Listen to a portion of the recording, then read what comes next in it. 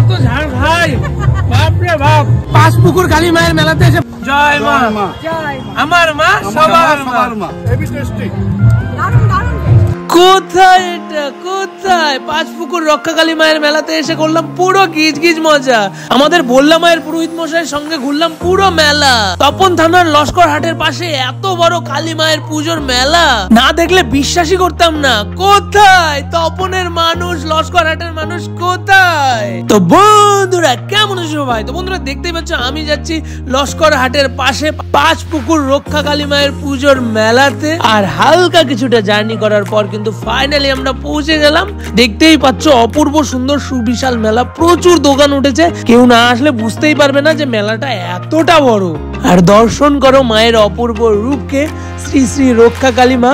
অনেকে কিন্তু বললা রক্ষাকালী মায়ের বোনও বলে থাকে। এখানে কিন্তু মানত কালীর পূজাও হয়। আর এইরকম পুকুর কিন্তু এখানে 5টা আছে।